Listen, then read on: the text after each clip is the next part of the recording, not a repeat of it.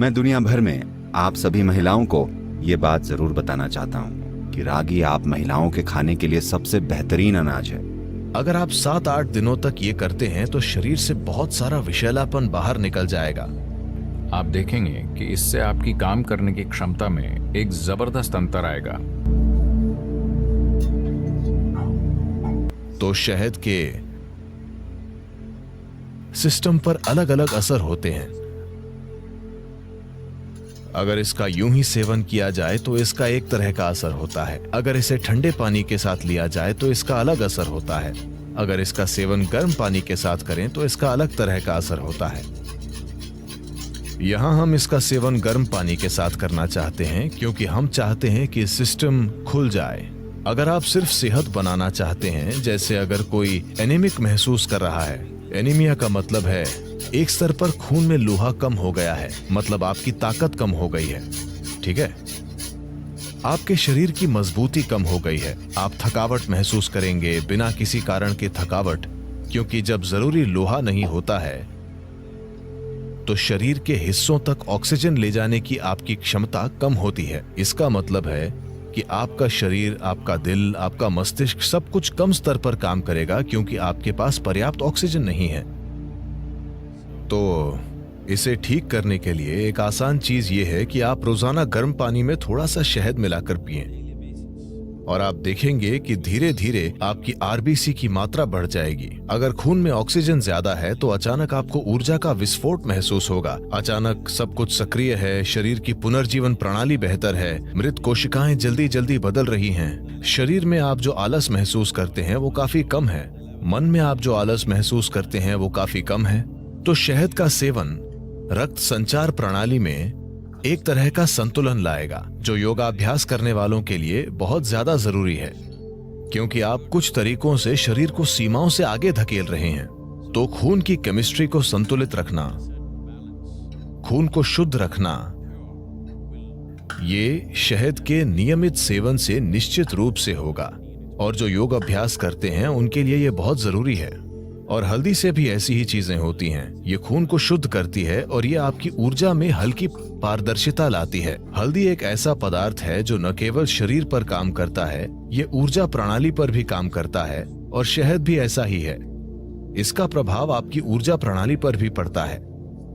शहद आपको अधिक जीवंत बनाता है। हल्दी एक तरह से आपको शांत करती है और आपको सहज रखती है।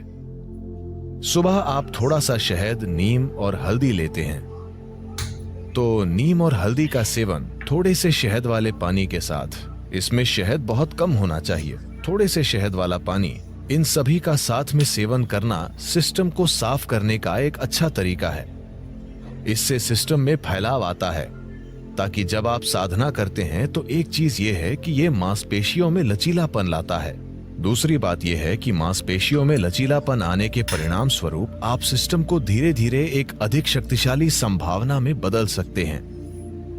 अगर आप एक नए स्तर का लचीलापन लाना चाहते हैं तो पहली चीज ये है कि सिस्टम से काफी सारा विषैलापन निकालना होगा। अगर आप सिर्फ पानी का आहार या शहद और पानी का आहार लें जो आपको पर्याप्त ऊर्जा देगा, अगर आप 7-8 दिनों तक ये करते हैं तो शरीर से बहुत सारा विषैलापन बाहर निकल जाएगा। अगर आप ऐसा करते हैं तो आप पाएंगे कि अचानक आपका शरीर कहीं ज्यादा लचीला हो गया है। प्रयोग करके देखिए, इस पर विश्वास मत कीजिए। तो शहद एक महत्वपूर्ण भूमिका निभाता है। जो लोग यौगिक अभ्यास कर रहे हैं उनके लिए शहद का सेवन अच्छा है।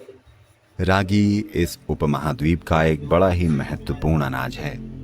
मैं दुनिया भर में आप सभी महिलाओं को ये बात जरूर बताना चाहता हूँ कि रागी आप महिलाओं के खाने के लिए सबसे बेहतरीन अनाज है। ये मिलेट महिलाओं के लिए सबसे जबरदस्त चीज है। इसमें सबसे ज्यादा मात्रा में कैल्शियम होता है। सारे अनाजों में सबसे ज्यादा और बहुत ज्यादा मात्रा में आयरन भी होता है, जिसकी कमी एक समस्या है। पूरी दुनिया में खासतौर से महिलाओं में खून की कमी एक बड़ी समस्या है। इसके साथ साथ हड्डियों का कमजोर होना भी एक ऐसी समस्या है जो कि एक औरत के जीवन में कुछ खास पड़ावों पर हो जाती है।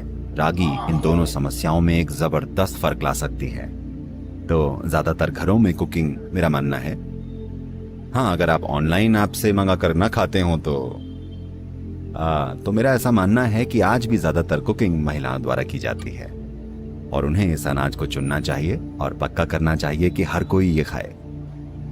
ऐसा नहीं है कि पुरुषों के लिए अच्छा नहीं है, ये सभी के लिए अच्छा है, पर मैं कह रहा हूं एक स्त्री के लिए इसके विशेष फायदे हैं क्योंकि पोषक तत्वों में कमी, कुछ खास मानकों में ये कमी एक ही तरह का अनाज खाते रहने से हुई है और हर कोई पोषण के दूसरे पहलुओं को बहुत अच्छी तरह मेंटेन नहीं कर सकता। तो उन सभी लोगों के लिए रागी एक जबरदस्त अंतर ला सकती है।